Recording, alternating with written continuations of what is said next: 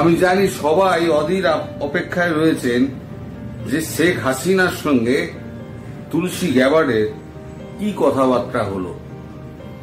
কাল আমি কোন রকম খবর পাইনি, আপনাদের বলেইছিলাম। গতকাল রাত থেকে আজকে সকাল পর্যন্ত টুকরো টুকরো কিছু কথা, কিছু মানে এই সংলাপ আমার কানে এসছে, যেগুলো মেলালে একটা সামগ্রিক চিত্র পাওয়া যায়।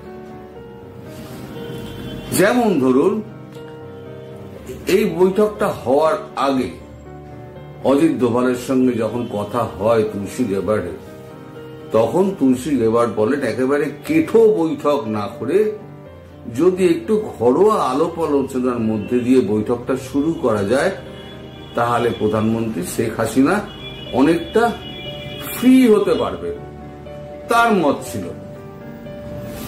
অজিত দোভাল বলেন ঠিকই আছে, কোনো অসুবিধা নেই। সেখানে উপস্থিত ছিলেন রবি সিনহা, আমাদের যিনি রয়ের যিনি চিফ ডিরেক্টর, যিনি তা তিনি টোটাল মিটিংটায় কোনো কথাবার্তাই বলেননি, শুধু মুচকি মুচকি হেসেছেন, আর কিছু বলেননি। মিটিংটা বেশ ভালো হয়েছে এবং সেই মিটিং এ অজিত দোভাল একবার ধমক খেয়েছেন প্রধানমন্ত্রী হাসিনার কাছে। শুনে হয়তো আপনাদের অবাক লাগবে, এটাই ঘটনা। ব্যাপারটা হয়েছে শেখ হাসিনার সঙ্গে যখন দেখা হলো, প্রথমে কুশল বিনিময় এবং তারপরেতে একে অন্যের স্বাস্থ্যের খোঁজ খবর নেওয়া, কেমন আছেন, শরীর কি অবস্থা, ঠিকঠাক চিকিৎসা হচ্ছে কিনা আপনার, এই সমস্ত প্রাথমিক কথাবার্তার মধ্যে দিয়ে ওনাকে অনেকটা সহজ করে নেন তুলসী গ্যাবার্ড। এরপর তিনি অভিযোগ করেন, আমি শুনেছি আপনি নাকি চিকিৎসকদের কথা শোনেন না। তখন পাশে যে নার্স দাঁড়িয়েছিলেন, যিনি সেনাবাহিনীর নার্স, তিনি বলেন হ্যাঁ ঠিক বলেছেন আপনি। তখন অজিত দোভাল বলেন এক্স্যাক্টলি। তখন প্রধানমন্ত্রী হাসিনা তাকে বলেন তুমি চুপ করে দাও, সবসময় তুমি আমাকে দাবিয়ে রাখো, তুমি চুপ করো। তো তারপরে তুলসী গ্যাবার্ড তারপরে আর কোনো কথা বলেননি। অজিত দোভালও মিচকি মিচকি হাসছেন এবং রবি সিনহাও মুচকি মুচকি হাসছেন। এরপর যে সমস্ত কথাবার্তা হয় সেগুলো হচ্ছে সম্পূর্ণ কূটনৈতিক এবং এক রাষ্ট্রের সঙ্গে আর এক রাষ্ট্রের সম্পর্ক কিভাবে তৈরি হবে, কিভাবে এই রিলেশনকে আরো এগিয়ে নিয়ে যাওয়া যায়, সে সমস্ত ব্যাপারে কথাবার্তা শুরু হয়। এই কথাবার্তা যখন শুরু হচ্ছে সেই সময়তে তখন ওখানে যিনি নার্স ছিলেন তার একটা ওষুধ খাওয়ার টাইম হয়ে গেছিল, তিনি একটা এনে দিয়েছেন। উনি বললেন রেখে যাও, আমি পরে খাবো। তখন আবার তুলসী গ্যাবার্ড বললেন না, আপনি এখনই খেয়ে নিন, কারণ আপনাকে সুস্থ থাকতে হবে, আপনাকে অনেক দিন কাজ করতে হবে। আপনার দেশ ধ্বংস হয়ে গেছে, সেই দেশকে পুনর্গঠন করতে গেলে আপনাকে সুস্থ শরীরে আপনাকে দেশে ফিরতে হবে। সুতরাং ডাক্তারের পরামর্শ যা আছে সেই অনুযায়ী আপনাকে কিন্তু কাজ করতে হবে। এই যখন কথাবার্তা হচ্ছে তখন কিন্তু নার্সরা ছিলেন না, এই সময় কিন্তু ছিলেন না। তারা অনুমতি নিয়ে ঢোকেন মিটিং রুমে, আবার অনুমতি নিয়ে তারা বেরিয়ে যান। তো এই সমস্ত কথাবার্তা হয়েছে। দেখুন, এই কূটনৈতিক আর যে সমস্ত কথাবার্তাগুলো হয়েছে, আর অর্থনীতি, তারপরে তো রাষ্ট্র গঠন, সেখানে কোন রাষ্ট্র কিভাবে সুবিধা দেবে না দেবে, তারপরে তো মেন কথা হচ্ছে তাকে কি করে ফেরানো হবে সেই প্ল্যান। এবং তার কাছে জানতে চাওয়া হয় যে এ ব্যাপারে আপনার কি মতামত শেখ হাসিনার কাছে জানতে চাওয়া হয়। শেখ হাসিনা বলেন, আমার মতামত তো কেউ শুনে না, আমি তো এখানে আসতে চাইনি। অজিত দোভালের দিকে তাকিয়ে উনি বলেন, ভারত সরকার আমাকে জোর করেছিল এবং সেনাপ্রধান ওয়াকারুজ্জামান আমার উপরে একটা চাপ সৃষ্টি করেছিলেন দেশ ছাড়ার জন্য, নাহলে আমি দেশ ছাড়তাম না। তুলসী গ্যাবার্ট তখন বলেন, তাহলে আপনি যদি দেশ না ছাড়তেন তাহলে আজকে আপনার কি অবস্থা হতো? তখন উনি বলেন, না, আমার বাবার যেরকম মৃত্যু হয়েছে সেরকম মৃত্যু যদি আমার হতো সেটা অনেক গর্বের মৃত্যু হতো। আমার চলে আসাটা আমার কাছে আমার ভালো লাগেনি। তখন কথা ওঠে, কে কথাটা তুলেন আমি জানি না, কথা ওঠে, তাহলে আপনি ব্যবস্থা নেননি কেন? তার মানে কি আপনার কাছে ইনফরমেশন পৌঁছানো হয়নি?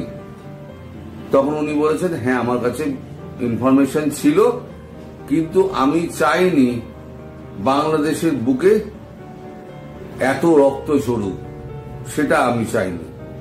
আমার প্রাণের বিনিময়ে যদি বাংলাদেশ যদি ঠিক থাকে তাহলে পরে সেই মৃত্যু আমার কাছে অনেক শ্রেয়। সে কথা তারপরেতে ইতি পড়ে যায়। এরপরে তাকে একটা দীর্ঘ তালিকা দেওয়া হয়, তুলসী গ্যাবার্ট একটা দীর্ঘ তালিকা দেন।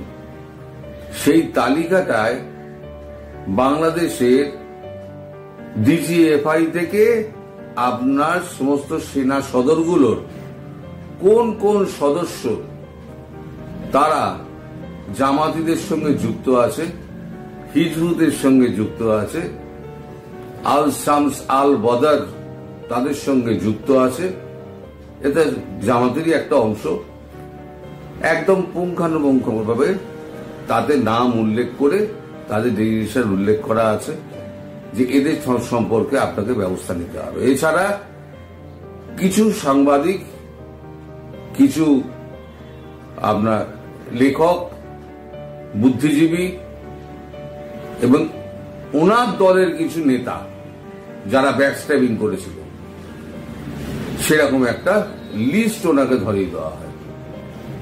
উনি পুরো লিস্টটা মনোযোগ দিয়ে পড়েন, তারপরে বললেন, আমি এদের বিরুদ্ধে আমি কড়া পদক্ষেপ দেব। তখন তুলসী গ্যাবার্ট বলেন যে কড়া পদক্ষেপ আপনি তখনই নেবেন যখন আপনি সুস্থ শরীরে দেশে যেতে পারবেন।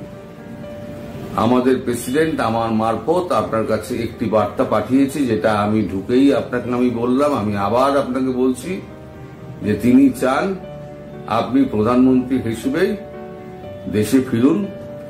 আমাদের প্রেসিডেন্ট এবং ভারতবর্ষের প্রধানমন্ত্রী শ্রী নরেন্দ্র মোদীজি, তারা দুজনেই যবে সবুজ সংকেত দেবেন তবে আমাদের কাজ শুরু হবে।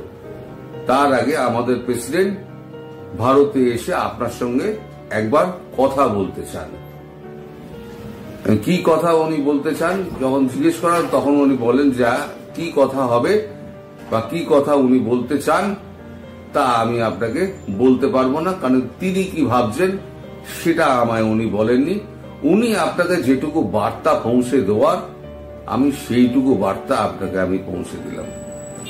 এর বাইরে দর্শক যে সমস্ত কথাবার্তা হয়েছে, আরো অনেক কথাবার্তা হয়েছে, কিন্তু সেগুলো আমি জানি না, সত্যি কথা বলতে জানি না। আর যদি জানতামও তাহলে পাবলিক প্ল্যাটফর্মে সেগুলো আলোচনা করার মতো বিষয় নয়। ফলে আমি এখন সেগুলো নিয়ে আপনাদের কোনো মন্তব্য করতে পারবো না। এই যে বললাম, এতেই দেখবেন কত অনেকে বলবেন গল্পটা ভালো লাগলো, আর কত গাঁজা খেয়ে বলবেন, এ অনেক আমায় শুনতে হবে। আমি আগেও শুনেছি, এখনো শুনছি, ভবিষ্যতেও শুনবো। তো যাই হোক, আমার বলার কথা আমি বলে যাব, বিশ্বাস করা বা না করা, গুজব বলা কি না বলা তাদের ব্যাপার, আমার কিছু যায় আসে না। এখন ব্যাপারটা হচ্ছে যতক্ষণ না তার ব্যাপারটা দাঁড়ালো এইটা, যতক্ষণ না পর্যন্ত ট্রাম্প সাহেব এখানে আসছেন এবং মোদিজির সঙ্গে ট্রাম্প সাহেবের কথাবার্তা হবে। সেখানে ট্রাম্প সাহেব আবার হাসিনার সঙ্গে কথাবার্তা বলবেন, বলে একটা গ্রিন সিগন্যাল দেওয়া হবে। সেই গ্রিন সিগন্যাল অনুযায়ী কে কাজটা করবে সেটা উৎস রাখা হয়েছে।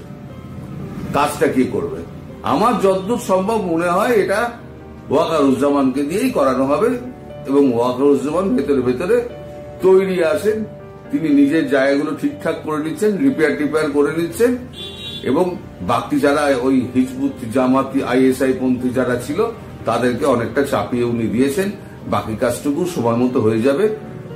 তাহলে পরে ভবিষ্যতে আপনাদের প্রধানমন্ত্রী শেখ হাসিনা খুব শিগগিরই আপনাদের দেশে সুস্থ অবস্থায় ফিরে যাবেন, এবং তার আগে যা সাফাই কাজকর্ম আছে সেই সাফাই কাজকর্ম দুই দেশ মিলে হোক বা এক দেশ মিলে হোক, যেভাবে হোক সেই সাফাই কাজকর্ম সমস্ত সম্পন্ন হয়ে যাবে।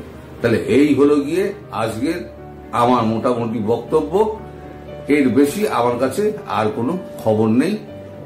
সবাই আমি জানি যে সবাই এখন খুব ক্লান্ত হয়ে পড়েছেন। আপনারা এই 30 দিন ব্যাপী রোজা করা, এই যে কত কঠিনতম কাজ, এটা আমাদের পক্ষে ভাবাটাও দুঃসাধ্য, এবং সেই দুঃসাধ্যকে সাধন করে দেখাচ্ছেন আপনারা।